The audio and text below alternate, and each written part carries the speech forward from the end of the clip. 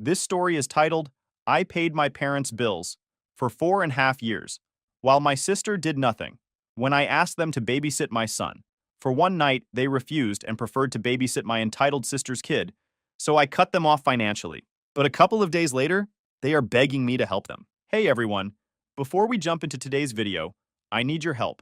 We've noticed the channel is losing some traction, and subscribing is one of the best ways you can support us. It's quick, free, and it helps us keep bringing you awesome content. Your support means the world. Let's keep this channel growing together. Thanks so much. Now let's start the video.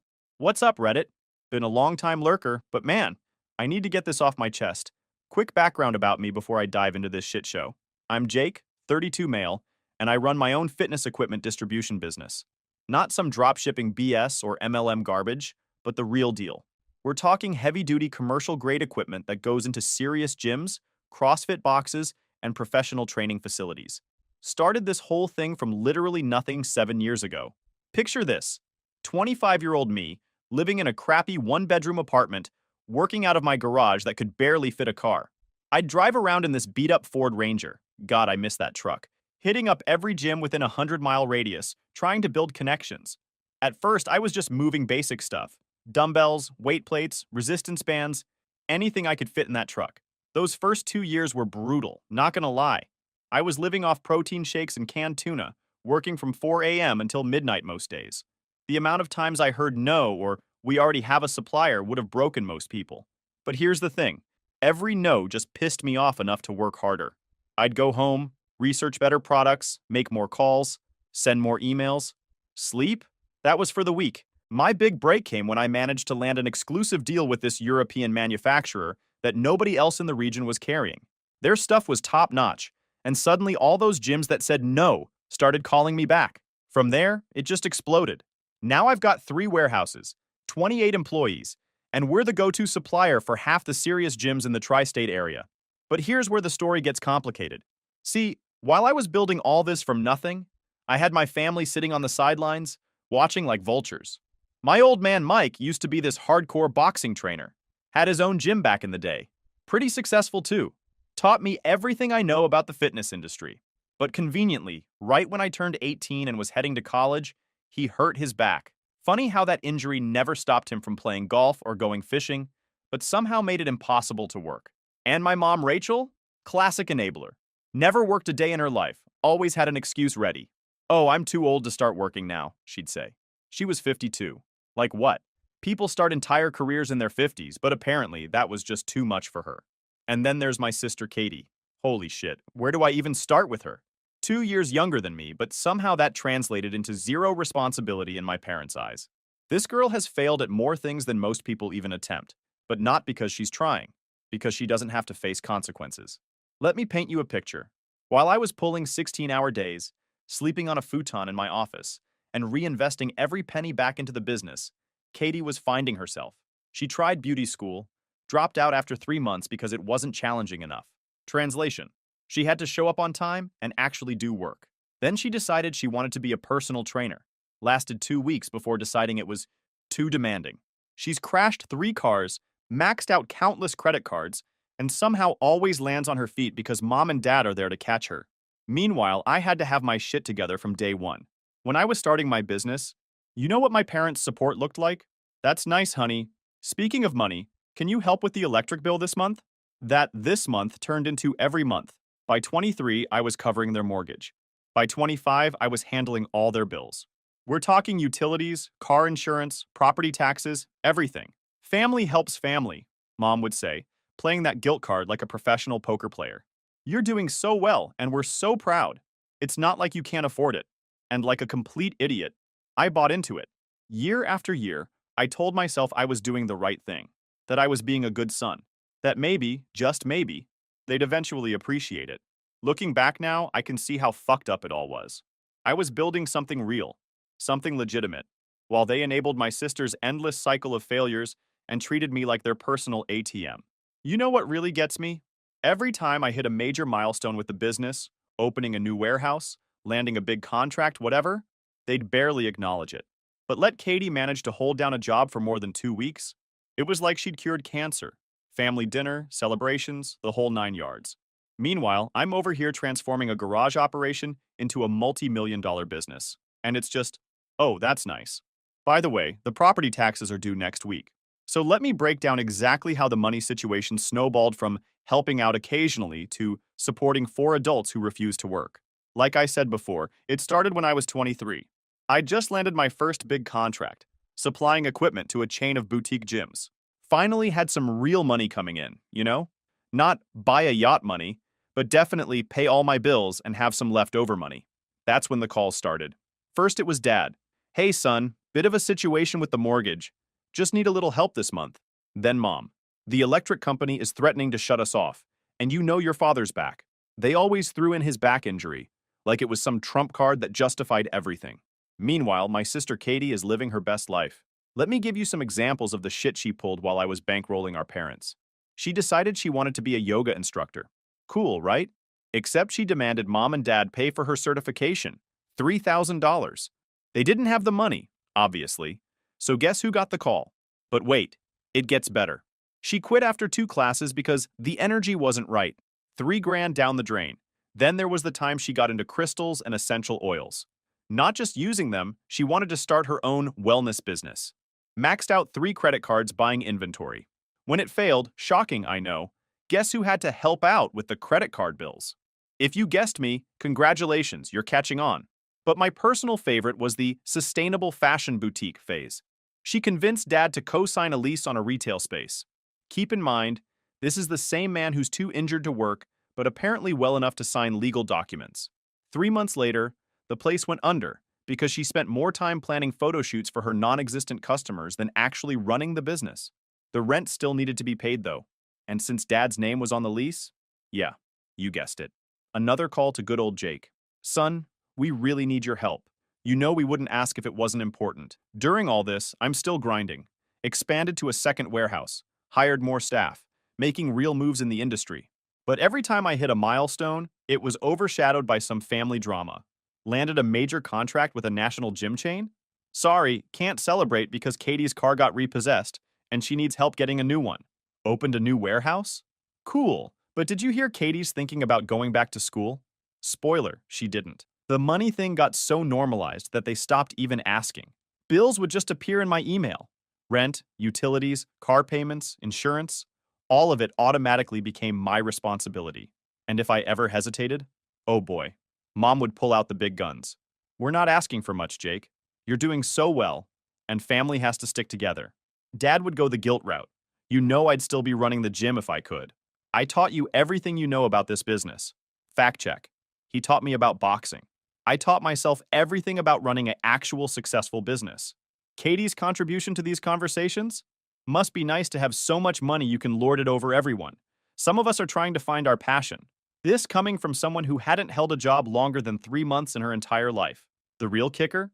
They started planning their retirement. On my dime. I found out they were looking at condos in Florida. Florida. They had the nerve to send me listings, talking about how it would be a great investment for the family. Yeah, because I was the one who'd be paying for it. You want to know how much money we're talking about? Over 5 years I paid their mortgage, $2,400 per month. Utilities, average $400 per month. Car payments, 2 cars, $800 per month. Insurance, home and auto, $350 per month. Property taxes, $6,000 per year. Random emergencies, approximately $25,000 total. Katie's various failed ventures, around $40,000. That's over $175,000. Let that sink in. That's not counting all the smaller stuff. Groceries, phone bills, medical copays. And what did I get in return? A pat on the back and another bill in my inbox. Some of you might be thinking, Jake, you're an idiot for letting this go on so long. Trust me, I know. Looking back, I can't believe I fell for it either. But when you grow up being told that family is everything, that you have to take care of your own, it messes with your head. You start to believe that saying no makes you the bad guy. This is when Jessica, my wife, walked into my life and slowly opened my eyes to just how fucked up my family situation was. I met Jessica at this powerlifting competition I was sponsoring through my company. Not gonna lie, I wasn't even supposed to be there that day. My sales manager caught the flu, so I had to cover the booth. Best damn luck of my life. Jessica wasn't competing. She's a sports physical therapist who works with professional athletes. She was there with one of her clients, this absolute unit of a guy who ended up breaking 3 state records that day. I noticed her because, unlike most people at these events, she was actually interested in the equipment specs, not just the flashy branding. She came to my booth asking about the knurling pattern on our competition bars. Not the typical, how much does it cost, or does it come in different colors? She wanted to know about grip diameter variations and their impact on different lifting styles. I'm not going to front. It was hot as hell having a woman who actually knew her stuff. We got talking, and next thing I know, we're having coffee after the event. Turned into dinner, which turned into more dates, and man, it was different from the start. This woman had her shit together in a way that made me realize how much chaos I'd normalized in my life. Here's the thing about Jessica. She grew up in a normal family. Like, actually normal. Her parents worked regular jobs, supported her through college, but expected her to handle her own life after that. They're proud of her success, but never ask her for money. Wild concept, right? At first, I tried to keep my family drama separate from our relationship, but when you're dropping thousands every month on other people's bills, that shit tends to come up. The first time she heard about my family obligations was about 3 months into dating. I had to cancel our plans because Katie had another emergency. She'd bounced a check at her kid's daycare, and they wouldn't take him back until it was paid. Mom was crying about how they couldn't watch him because of Dad's back. Funny how that back injury only acts up when there's work to be done. So there I was, about to transfer another grand to fix my sister's mess. Jessica just sat there, listening to me explain this like it was normal. Then she said something that hit me like a truck. Jake, you know that's not your responsibility, right? Simple words, but man, they stuck with me. Because in my family, everything was my responsibility. Business going well? Time to pay more bills. Got a bonus? Better help Katie with her latest scheme. Finally saved up for that new equipment line? Sorry, Mom and Dad need a new roof. Jessica started noticing patterns I'd been blind to for years. Like how my parents only called when they needed something, or how every family dinner turned into a presentation of bills and urgent needs, or how Katie could drop $500 on some MLM scheme, but somehow couldn't pay her own electric bill. Then we got married. Small ceremony. Mostly her family and my close friends. My family? They showed up late because Katie had a crisis that morning. Something about her ex not taking the kids when he was supposed to. Dad spent the whole reception complaining about the venue's chairs hurting his back, but managed to hit the dance floor just fine after a few drinks. The real eye-opener came when Mason was born. Man, holding my son for the first time, it changed everything. I looked at this tiny human and thought about the example I was setting. Did I want him growing up thinking it was normal to be used by family? That success meant becoming everyone else's piggy bank? Jessica's parents were amazing with Mason from day one. Regular visits, always offering to help, never asking for anything in return. Meanwhile, my parents couldn't be bothered unless it was convenient. Mom would cancel plans last minute because Katie needs emotional support after another failed relationship. Dad would promise to come by, then no-show because his back was acting up. The one time they did watch Mason, all they did was complain. He's so active, Jake. Not like Katie's kids, they're so well behaved. Yeah, because her kids spend all day on tablets while my son actually plays and explores like a kid should. I started noticing how they treated Mason differently from Katie's kids too. Katie's kids got lavish birthday presents and constant attention. Mason got whatever was on clearance at Walmart, if they remembered it all. Last Christmas, they spent $300 on presents for Katie's kids. Mason got a $20 gift card to Target. Jessica saw all this but never pushed me. She just asked questions that made me think, why do you think they treat Mason differently? Or, how would you feel if Mason grew up and someone treated him the way they treat you? Now here's where it all imploded. Let me set the scene for you. It's a Wednesday morning, and I'm in my office prepping for the biggest meeting of my career. Dick's Sporting Goods was interested in a national distribution deal. We're talking 8-figure contract potential. Game-changing stuff. I'd been working on this deal for months.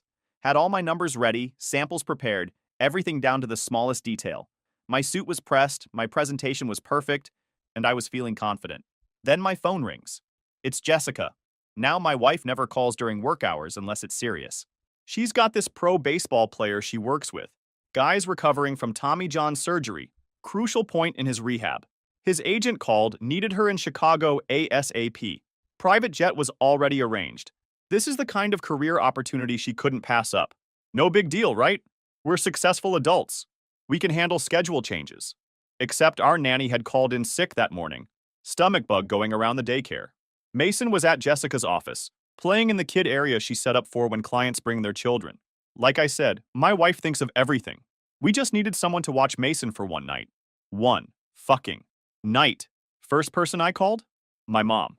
I figured this was a no-brainer. Both my parents are unemployed, by choice. They live 15 minutes away, and they're always talking about how much they miss their grandson. Plus, I've only been paying their bills for 5 years. The conversation went like this. Me. Hey, Mom, I need a favor. Got this huge meeting. Jessica has an emergency with a client. Can you and Dad watch Mason tonight? Mom. Laughs. Like actually laughs. Oh, Jake, sweetie, we're not babysitters. We raised our kids already. It's not our job to take care of yours. I'm sitting there in my office, still in my $2,000 suit. First one I ever bought, felt like I needed to look the part for this meeting. Just staring at my phone. 5 years. 5 years of paying their mortgage, utilities, car payments, random emergencies. 5 years of being their personal bank. And this is what I get? But something felt off. You know that gut feeling when things don't add up? Maybe it was all those years of checking inventory numbers, but something wasn't sitting right. I told my assistant to reschedule the Dick's meeting. She thought I was crazy. This was huge. But here's something I've learned in business. Trust your instincts. When something feels wrong, it usually is. I got in my truck and drove to their house. Didn't call ahead, didn't text, just drove straight there. Their driveway comes into view, and guess what I see? Katie's beat-up Honda Civic parked right there. On a Wednesday afternoon when she's supposedly at work. Now let me tell you about their house. It's this nice 4-bedroom in a good neighborhood. Why do they need 4 bedrooms when it's just them? Because I'm paying for it, that's why. They insisted they needed the space for when family visits. Funny how the only family that ever stays there is Katie when she's between apartments. I walk up to the door, don't even knock. Why should I? I'm paying the mortgage. And what do I find in the living room? My parents. On the floor. Playing with Katie's kids. Katie's sprawled on their $2,000 couch that I paid for, scrolling through her phone. Mom and Dad are down there with building blocks, looking like the picture-perfect grandparents. Jake! Mom jumps up like she's seen a ghost. What are you doing here? I'm standing there in my suit, looking at this scene, and something in me just snaps. But not in a yelling way. In this weird, calm way that's almost scarier. Funny, I say, my voice level. I thought you weren't babysitters. Katie rolls her eyes without even looking up from her phone. Some of us actually need help sometimes, Jake. Not all of us can be perfect like you. That's when Mom starts with the excuses. This is different, honey. Katie had a migraine. She just needs to rest. A migraine. A fucking migraine. A migraine, I repeat, my voice still eerily calm. She has a migraine. So you drop everything to watch her kids. But when I'm the one who's been paying your bills for years, who needs help for one night for an emergency? Suddenly you're not babysitters. Dad, who's been real quiet this whole time, starts rubbing his temples. Son, you're making too big a deal out of this. Your sister needs help. And I don't? My voice finally cracks a little. I have the biggest meeting of my career. Jessica has an emergency with a client. We need one night of help with your grandson. But I guess that's too much to ask from the people whose entire life I've been financing for the past 5 years. Katie finally looks up from her phone, that smug little smirk she always has. Must be nice to have so much money you can hold it over everyone's heads. Some of us actually struggle, you know. That's when I lost it. Not in a screaming way. In a finally seeing everything clearly way. I pulled out my phone, opened my banking app, and pulled up the numbers. Let's talk about struggle, Katie. Let's talk about the $175,000 I've given Mom and Dad over the past 5 years. Let's talk about your loans that never got repaid. Let's talk about how you haven't held a job for more than 3 months since high school, but somehow always have money for new clothes and hair appointments. The room got real quiet. The numbers I'd just thrown out there, $175,000, were still hanging in the air like a bad smell. And for once in her life, Katie didn't have a smart comeback. But my mom? Oh, she switched tactics real quick. It's like watching a master manipulator at work. First comes the guilt. Jake, honey, you're making us sound like terrible parents. After everything we've done for you, I cut her off right there. What exactly have you done for me, Mom? Because from where I'm standing, I've been carrying this entire family since I was 23. So please enlighten me. What have you done besides take my money and treat me like an ATM? Dad tried to step in with his peacemaker routine. Now, son, you know that's not fair. I taught you everything you know about this business. That's when I actually laughed. Like genuinely laughed. You taught me about boxing, Dad. I taught myself everything about running a business. While you were nursing your convenient back injury, I was working 16-hour days, sleeping in my warehouse and building something real. The only thing you taught me was how to spot bullshit. And right now, I'm seeing it clearly. Katie finally got up from the couch, doing that thing where she tries to make herself cry. You're such an asshole, Jake. Just because you got lucky with your business doesn't mean you're better than everyone else. Some of us have real problems. Real problems? I walked over to the window and pointed at her car. That Honda Civic? I paid for it when you wrecked your last car. Those designer shoes you're wearing? Probably bought with the loan you got from mom and dad last month, which really means my money. Your kid's private school tuition? Yeah, that's coming from the money I give them too. So please tell me more about your real problems. Mom started crying at this point. Not the fake tears she usually uses, but real angry crying. How dare you throw this in our faces? We're family. Family helps each other. Family helps each other, I repeated. Funny how that only goes one way. Where was the family help when I was starting my business? Where was the family help when I needed a co-signer for my first warehouse lease? Where's the family help right now when I need one night of childcare for your grandson? That's when Katie dropped the bomb that finally made everything crystal clear. Well, maybe if you hadn't moved Mason's daycare to that expensive place across town, he could go to the same one as my kids. Then we could help each other out. I turned to her slowly. The expensive place across town? You mean the one that actually has qualified teachers and doesn't park kids in front of iPads all day? The one that costs exactly what I used to spend on your monthly emergencies? Is that the one you're talking about? Then I turned to my parents. And you two. Let's talk about that back injury, Dad. Funny how it only acts up when there's work to be done, but you can play golf every Wednesday with your buddies. Or Mom, how you're too old to work, but somehow manage to go on shopping trips with Katie 3 times a week. My dad actually had the nerve to look offended. My injury is real, Jake. You know that. Is it? Because I've got a friend who's a sports physical therapist, you know, my wife, and she says it's pretty miraculous how your injury only seems to affect you when it's convenient. The room got real quiet after that. The kind of quiet where you can hear everyone thinking, trying to figure out their next move. Katie's kids were in the other room, oblivious to everything, probably watching videos on the tablets I'm pretty sure I also paid for. That's when my mom tried one last time. Jake, sweetheart, I think you're overreacting. We can talk about this like adults. Maybe if you're feeling overwhelmed with the bills, we can work something out. And there it was. Not an apology. Not an acknowledgement of how they'd used me. Just another attempt to negotiate terms that would let them keep taking advantage of me. You know what? Keep the money. Keep the house. Keep pretending you're the perfect parents to Katie while treating my son like a second-class grandchild. I'm done. Katie scoffed. Yeah, right. You always say that, but you'll cave. You always do. I looked her dead in the eye. Not this time, sis. You want to know why? Because I finally see you all clearly. Mom and Dad aren't unable to work. They're unwilling. You're not struggling. You're lazy. And I'm not helping family. I'm enabling parasites. The look on their faces, man, if I could bottle that moment. It was like they finally realized the gravy train had hit the station. I walked out of that house feeling lighter than I had in years. But this wasn't the end. Oh no. This was just the beginning of their worst nightmare, facing actual consequences for their actions. I didn't sleep much that night. Jessica got home late from Chicago, found me in my home office going through years of financial records. She took one look at my face and knew something was up. When I told her what happened, she just nodded and said, "So what's the plan?" That's my wife. No drama, no, I told you so, just straight to solutions. By 3 a.m., we had everything mapped out. I'm talking spreadsheets, documentation, the whole 9 yards. The next morning, I went nuclear. First stop, my accountant's office. Poor guy nearly had a heart attack when I showed him the total amount I'd gifted my family over the years. Jake, he said, looking at the numbers, this is more than some people's retirement savings. Yeah, no shit. He helped me document everything. Every transfer, every bill payment, every loan. Next up, my lawyer. Remember that Dick's sporting goods meeting I rescheduled? The universe has a sense of humor because my lawyer's office was in the same building. Got the business deal sorted in the morning. Crushed it, by the way. Then spent the afternoon legally protecting myself from what I knew was coming. Then came the fun part. One by one, I started canceling everything. Their mortgage auto pay? Gone. Utility bills? Canceled. Car insurance? Bye-bye. Credit card payments? Not my problem anymore. Property tax account? Closed. Cell phone family plan? Hope they like prepaid. Here's the thing about cutting people off. You have to do it all at once. It's like ripping off a Band-Aid.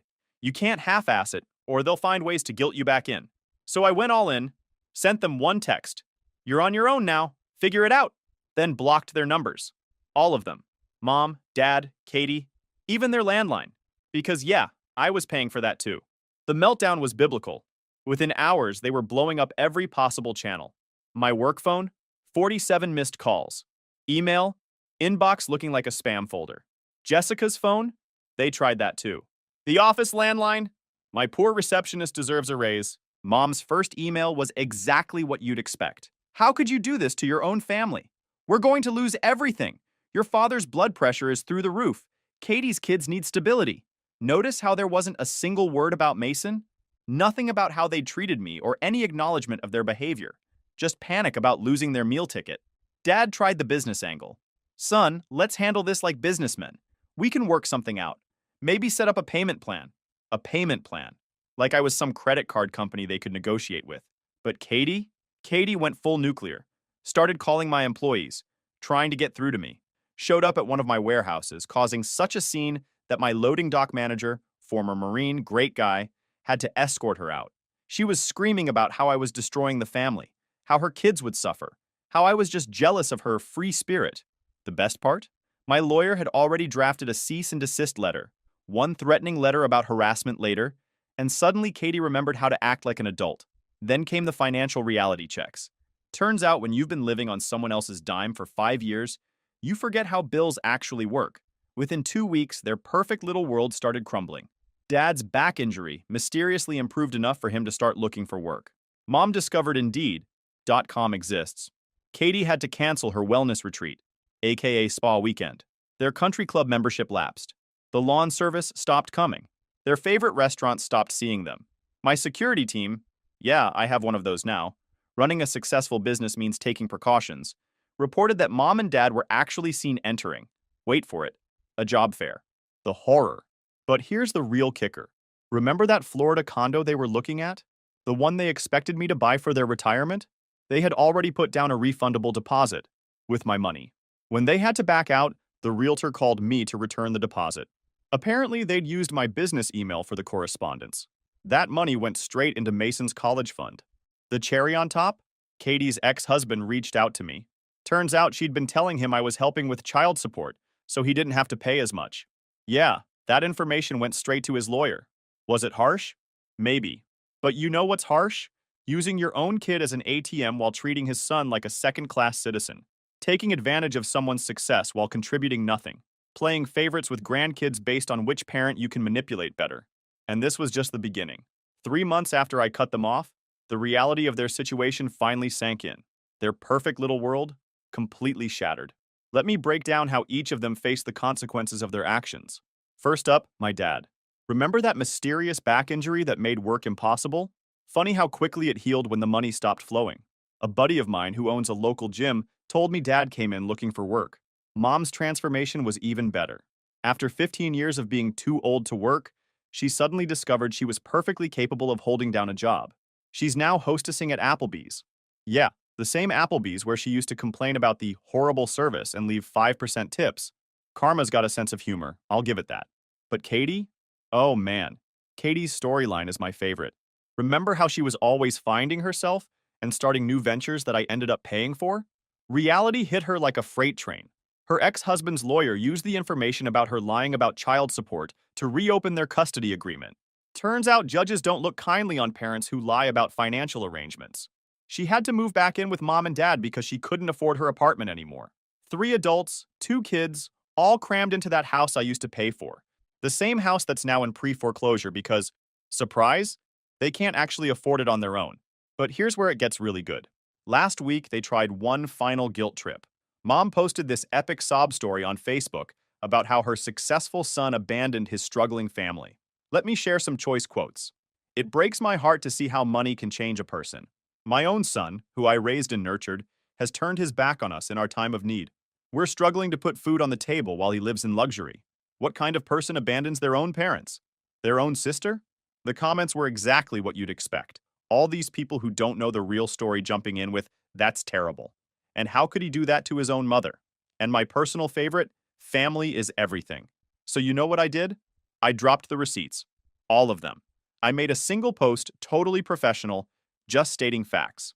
In the interest of transparency, here are the financial records of my support over the past 5 years. Then I listed everything. Every mortgage payment, every utility bill, every loan to Katie, the total amount that went to her failed ventures, the cost of their cars, everything. Then I added the screenshots. The text from mom laughing about not babysitting Mason, the emails about the Florida condo they expected me to buy them, Katie's messages demanding money for her various schemes, Dad's golf club membership renewal that somehow took priority over his grandson. The fallout was beautiful.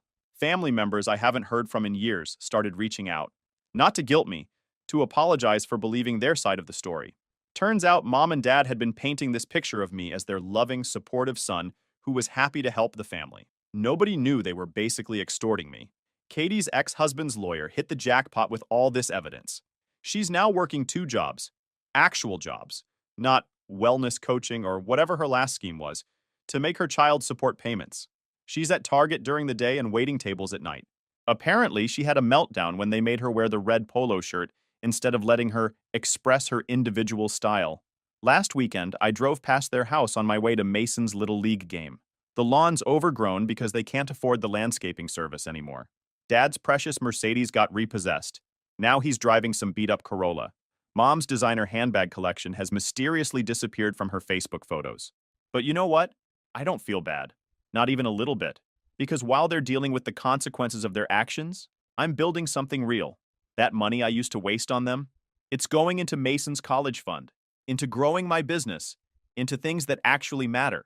Jessica says I should feel proud for finally standing up for myself, but honestly, I just feel free, like I can finally breathe. Mason's never going to grow up thinking it's normal to be used by family. He's never going to think his worth is measured by how much money he gives away. And my parents and sister? They're finally learning what the rest of us knew all along. The real world doesn't care about your excuses. It cares about what you actually do. They made their choices. Now they get to live with them.